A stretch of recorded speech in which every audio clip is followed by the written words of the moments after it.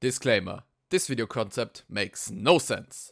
Literally, no sense. So after making two rather negative videos, I thought I could do something more random and completely worthless as the next video. Today we will be matching up all four HoloEN generations up against each other in the most important, most prestigious, most groundbreaking and overall the only competition that really matters. Today we will find out which HoloEN gen would win in a League of Legends tournament. But none of them even play League. Shut up. First up, I can confidently say that at least two of them have played League before. And also, they don't have to.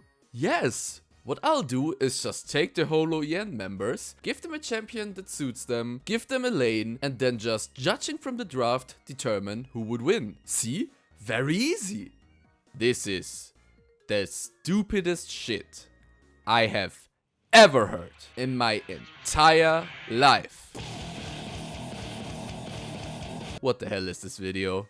Like, who's gonna watch this video? Where I determined which VTuber gen wins in a game they don't even play. Literally everyone!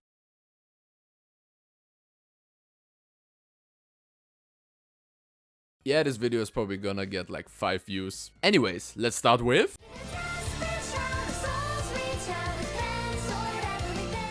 Let's start with Kiara. So the first thing I always do is to see if there's any champion that are similar visually. Or maybe they just represent the same thing as the VTuber. For Kiara, the first thing we can look for is, of course, if there are any champions related to phoenixes. And I guess League has something similar to a phoenix, being a Nivea, but she really is just a spirit, god, bird thingy. And really the only thing they have in common is that they both are related to birds and both are capable of rebirth. That's about it. Also, Anivia uses ice and Kiara literally uses fire, so that doesn't really fit. Then what about Udyr? He after all has a phoenix form. Yeah, right, but I'll be honest, I think an old, hairy, topless guy is literally the last thing Kiara will play. So he's also a no. Then I look at Kiara's model again and notice that she has both a sword and a shield. And remembered there is also a champion in League with both a sword and a shield that also kind of fits Kiara's character. That's right, Leona. And I feel like these two match up pretty well. They are both also kind of girl boss and both use fire or heat based abilities, with Leona being the aspect of the sun and Kiara a fiery phoenix. But before I went on to the next member, I checked out the other bird-based characters, since we have a couple of them in League, until I arrived at Xayah, who is also for sure not a bad match for Kiara. Same girl boss energy, she might not look similar or have similar abilities, but being the same race is definitely a big plus. So we have Leona or Xayah. I can't decide right now. Let's go on to the other members. Maybe the role distribution will help us with the choice. Let's continue with probably the easiest decision in the entire video. Gargura. And let's not stall or anything, it's Fizz. Both are small, both are aquatic, both related to Atlantis, both related to sharks, both use a trident, and even their personalities are similar. They are both menaces, but really, you know they won't do anything bad to you. Both like to taunt and troll, but they don't go any further than that. It literally fits like the fist on the eye, as we would say in German. So it's Gura playing Fizz mid lane. For Kelly, I think everyone, me included, jumps straight to Kayn because, well, Scythe. By the way, I had to look up how to spell scythe for this part of the script. I literally thought it was spelled like this. But the flipping flip is dead. Who came up with that? Is this just a word to confuse not native English speakers or what? Anyways, even though the same weapon does fit, I would say that Kelly has nothing else in common with this mentally unstable, edgy teenager. So I wouldn't say Kayn is the one. But luckily, it's not that hard to find a better fit. Kelly is Death's apprentice. So if only there was any champion related to Death. He took an axe and split himself in two. Well, yeah, it's Kindred. Apart from both of them being related to Death. And yeah, I know Kindred is technically not Death, but the end as a concept. But let's be honest, Death in most cases is the end, so that fits. Apart from that, in my opinion at least, both Kelly and Lamp have a very soothing and chill voice and vibes, with Wolf being Kelly's more aggressive rappy kinda side. So I think this does fit very well, meaning that's a lock, and we have Kelly playing Kindred Jungle. Let's go to Ina, who was also pretty easy. It's either Illaoi or Hui. Illaoi for the whole tentacle thing obviously, and Hui being an artist and Ina also being an artist. I'll be going with Illaoi for Ina, since it does fit very well, maybe not personality wise, but come on, tentacles, Ina, that just fits. And also because Gura already claimed mid lane, which is Hui's lane. I know Hui support is a thing, but there are better support options. So Ina will be Team Myth's top laner as Illaoi. Finally, Ame. When I first thought of champs that would fit Ame well, I of course went straight to Zilean or Echo, because they have the whole time manipulation going on. Which would work if we make Kiara the ADC with Xayah, and then Ame is Zilean support. And I already had that locked in, when I thought about it again, and I realized Ame is well known for her ego shooter capabilities. We do have a good amount of gems with guns in League, so any of them would kinda fit. But which one would fit the most? Then it randomly clicked in my brain. Caitlyn, a champ with a sniper rifle on the ADC position, and on top of it, she's a detective. I literally forgot that we have a detective character in League of Legends. And the worst part is, Caitlyn is literally one of my favorite champions in the entire game. So then with Ame playing Caitlyn AD carry, being an absolute lock-in, we can now also lock in Kiara playing Leona support. And with that, Team Myth is assembled. And we can finally move on to... I'd say with Promise, we will get the two easy ones out of the way. Fauna is playing Lilia jungle, no doubt. Both are deer-like. I know Fauna is a Kirin and Lilia is a spirit, but both of them are similar to deers, okay? Also, both of them are on the shy end. And finally, while Fauna uses her voice and ASMR to help people sleep, Lilia literally puts people to sleep with her ultimate. So I'd say there is no debate here. Fauna plays Lilia jungle. And for Bay, I mean, they are both reds, they are both chaotic, and also, very important thing to mention, Bay seems like someone who would love to pump all black when she plays League of Legends. So yeah, easy decision. Bay on Twitch, AD carry. Next up, Crony, and with her, of course, the first thing you look for are time-related champions. And since we use Caitlyn for Ame, Zilean and Echo are both still available. With that being said, I don't really think any of those fit here. And wise, old, joke-cracking man or rebellious teenager, both of them don't really scream Crony when you ask me. So I looked for someone better. Crony has her dual blades, so maybe a character with two blades? Yone, nah. Katarina, not bad, but... Wait, hold on a minute. Can you hear that? Yeah. Twitch gets pushed to support and Crony's gonna play Draven AD carry. Let's continue with Iris. And before I tell you who I picked, I have to say that choosing who will get Seraphine wasn't super easy. All three, Promise, Advent and Justice, have a member where Seraphine would fit very well, since she is the only singing based character. Sona is more tunes and melodies, so she doesn't really fit. With that being said, I'll be using Seraphine here on Iris, since I did find other champions for the other two. That at least kinda makes sense for them. And since we already have a supporter, Iris will be playing Seraphine mid lane. Now that leaves us with Mume playing top lane. And she was by far the hardest one to find a fitting champion for in Promise. I again went through all the birds, and again, none of them really fit. There was Azir, who is an emperor, and some might know about the notorious Sif clips from Mume, so I can kinda see it, but at the end I chose another route by giving Mume Poppy. First up, both of them are like brownish, and I'd say that their personalities are quite similar too. And most importantly, both of them have a huge ass hammer. You'll get bonked. That's enough of a reason to make Mume play Poppy top lane. Next up is... Rock. Shiori was easier than I initially thought. I first thought it might be hard because we don't really have a goth character in League. We have a depressed Yordle, but That's about it. Personality wise, the two of them also have nothing really in common. But then, and I think you guys also already have this idea, Shiori is known for using a pair of scissors for interesting tasks. And there is a league champion with a huge pair of scissors in Gwen. Also the clothes both of them wear are kinda similar, and they both just overall give me the same vibes. Of course, apart from Gwen being pure as hell and Shiori, well, not. But yeah, Shiori will be playing Gwen jungle in this case, because rock. Next up, Nerissa, who was kinda difficult to find a fitting champion for. I know that Nerissa actually plays League, and apparently she plays Sona, but it would be no fun to just give her the champion she actually plays. So no Sona. Where Seraphine is also out of the question, since I already took her for Iris, and I don't want any duplicates. So what else could we go off on?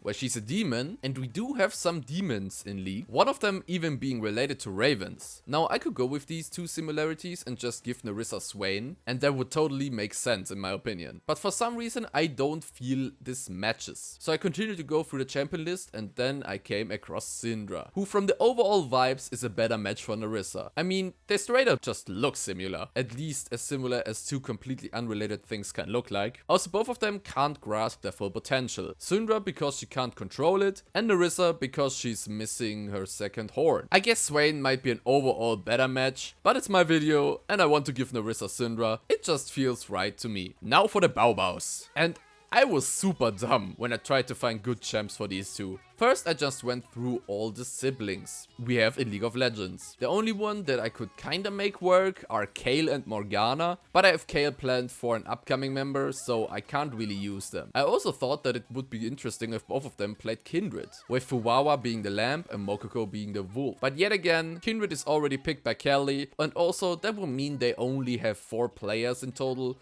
which we of course don't want. Then I just wanted to see if there are any dog champs, and this is where my brain just shut off. Until I went through the script a final time, I thought that Nasus is the only dog champion in the game, and Nasus doesn't really fit one of them. So I just disregarded the dog route for Fuamoko. Yes, I don't know how I forgot about the literal female demon dog Naafiri. Fine, she's a Darken and not a demon, but it's pretty much the same thing. I don't know how I forgot about her, but luckily I remembered her before making an absolute fool of myself. For the question who of them is gonna play Naafiri, I think there are no questions. It's Mokoko. Colors are more similar, and also the personality matches more, with Mokoko definitely being the fiercer one. Since we have Naafiri on the team now, we will put Syndra as an AP carry on the bot lane, and Mokoko will be playing Naafiri mid lane. Now for Fuwawa, who is definitely harder than Mokoko. We can't go the dog route since there's only Nasus left and he doesn't fit, as already mentioned. And also appearance wise, there are no characters that really look like Fuwawa. So we have to find someone with a similar personality or vibe. So Fuwawa looks all sweet and loving from the outside, but she can be a total menace and even a bit lewd sometimes. She's definitely not lewd enough to justify someone like Evelynn or Ahri, but she's also not pure and overall nice enough to say Soraka or Braum. If only there was a champion who has a kinda lewd character design, is overall regarded as nice and caring, but randomly has a now removed super sus voice line? Wait. Yes, it's true. For only $2.95 a minute, I will leave you breathless. Yeah, that makes it easy. And she's also a support too, so she fits right in. Fuwawa will be playing Janna support. Justice were surprisingly easy, so we can go through them pretty quickly. Gigi apparently has the title The Fister now, so let's just give it a character that literally has giant hextech fists and likes to punch people, and lock that in. Gigi plays Vi jungle. Next up, Cecilia, who honestly is just a more human Orianna, both of them somewhat robotic. Yes, Orianna more, but it still fits. Both of them give me noble and royal vibes, with Cici playing all kinds of classical instruments and Orianna literally doing ballet. This is such a good match, I think. I don't have to dig any deeper to maybe find some obscure connection between Cici and another champion. Cici is playing Orianna mid lane. Now to Elizabeth, who honestly is just Kayle. They both serve for justice, have a sword and armor, and look at Elizabeth and this old artwork of Kayle. Any more questions? Perfect match. Liz plays Kayle top lane. Finally, Raura, who always makes sure to let us know that she is... I'm a big cat. In the first place. So I will give her the biggest, most powerful cat in the entire game. Yeah, no, you saw that one coming. Raura, the big cat, is gonna be playing Yuumi support. Now you might be wondering, Justice only has 4 members. How are they gonna make a whole team? Well, easy. I'll just give them the most pristine player to ever touch the game. 전설이 되기 위해 필요한 건 무엇일까요? The undisputed best team in the world! You like the clip of Faker I found online? Cool, right? Oh! No, he's not gonna play. I just wanted to show you. The 5th player of the Justice team will be me, Coulson. Since ADC is the final role, I'm just gonna use my most played ADC and we'll just leave it at that. Also, that pretty much means that Raura is gonna be my Yuumi and be attached to me, so I know you're jealous right now. Now we have all 4 teams assembled. That means we just have to find out who wins this. First, we need to determine the matchups. For that, I just spun a wheel and the first 2 teams that come up will be the first matchup, and of course the other 2 will be the other matchup. And the wheel has spoken. It says that Myth will be going up against Justice and Promise will be going up against Advent. And then the winner will compete to find out who is the overall winner of the tournament. There will be 3 votes that will decide who is going to be the winning team. First up, the website right here conveniently has a stat that shows which team is more likely to win. Secondly, I will give my vote on which team I think is going to win. And finally, I will ask someone who knows this game way better than I do. 전설이 되기 위해 필요한 건 무엇일까요? The undisputed best team in the world! Such a nice clip. Oh yes, it's my friend Chris. He's gonna be the 3rd vote on who's gonna win. I need you real quick for something. Okay. So it's very simple. I will send a build, an image in the chat. Yes. And it's just 2 League of Legends teams and you see the drafts, okay? Yes. Very simple. You just see the drafts. Yes. It's competitive setting and every player is same skill. So you only look at the draft. Yes. And you tell me who wins. Okay? Okay. You maybe can So- give a little explanation on why you think the team would win or why not or whatever. So you just want to know which draft is better. Basically. Okay. Anyways, let's get into it. When it comes to Myth versus Justice, the website says that Justice absolutely smokes Myth. So that's 1-0 for Justice. For me, I'm gonna have to agree. I don't think that Myth's bot lane can stomp so hard to the point where they just win of it. Yes, Raura and me might struggle down there and even have to give up some CS, but overall I don't see Justice losing this game. Chris's vote might not matter, but let's see what he has to say anyways. How do these drafts even happen? They don't. They don't. So, what is your overall opinion on the drafting of the 2 incredible teams right here? Like, right side wins so fucking hard. Like, holy shit, man. Like, the only lane that is losing is like bot lane, right? But it does not fucking matter because my Orianna exists and Lucian Yuumi scale so good that they don't give a fuck that they cannot play their bot lane. You don't think Kindred ult can do something against the whole Orianna fun? Yeah, sure. And they don't really want to engage into Illaoi, right? If Illaoi can set up, that's a different thing, but they have too much range, course. Like, they have 3 range champions into Illaoi, so Illaoi is kind of irrelevant if she cannot set up, and most of the time she cannot set up here. Illaoi has a losing lane on top lane, so she doesn't even get to a point where she's actually strong if she's not getting camped. But Kindred cannot leave their Caitlyn Leona alone because Caitlyn has to snowball or she's useless. So in other words, Kayle Illaoi is an isolated 1v1. In isolated 1v1, Kayle hard wins against Illaoi. Kindred has to gank into bot lane. Punishing Yuumi Lucian is really hard in early game. And Vi is forced to buff into bot lane for sure. Orianna has Prio into Fizz. Is Fizz doing anything? Do you see Fizz doing anything this game or? It's really hard. Like, there's a Kayle ultimate, there's like a Yuumi ult denying damage, like he cannot assassinate people here. So And he gets absolutely destroyed mid lane, right? Because Orianna yeah, is... and you say like Kindred ultimate. Yes. Have you ever played Kindred against fucking Vi Oriana? Like, no. you need to early. So, the moment you get Vi ulted, you need to press ultimate before. But it's not really useful because you're gonna get perma CC'd while your ultimate is up. But if you don't ult before, you will just get one tapped and perma CC'd before your ult comes through. This is really one-sided, you say. Right side, one sided wins, yes. Okay, okay.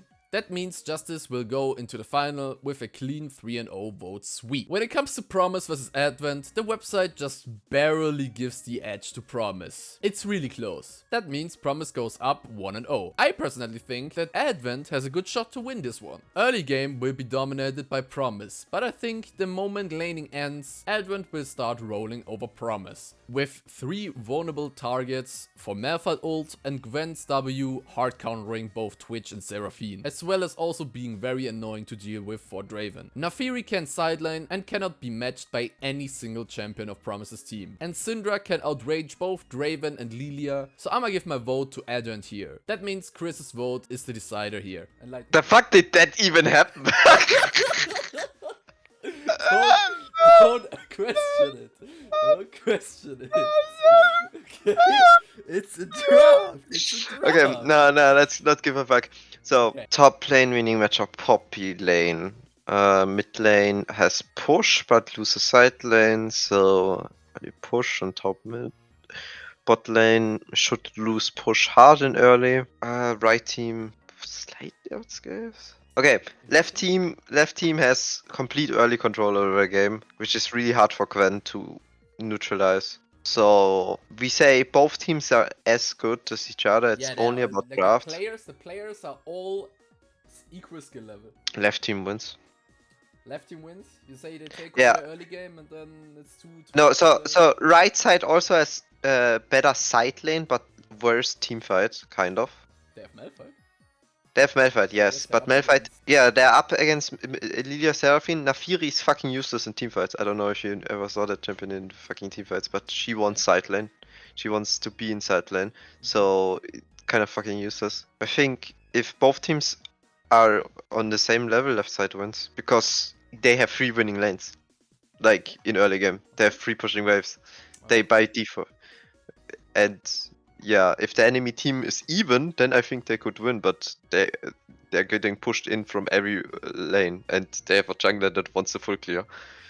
Alright, then you have left team wins that one. That means Promise will be moving on to the finals to face Justice. And here's where it's pretty one-sided. The website gives a dominant victory to Justice, and I have to just go with that as well. Promise backline has absolutely nothing against the simple but effective engage that Vi brings. And both Poppy and Lilia get massively outranged, rendering them borderline useless. So that's already 2-0 for Justice. But let's hear what Chris has to say anyways. Bot lane is like giga fucking losing. Mid lane is getting out pushed by Seraphine.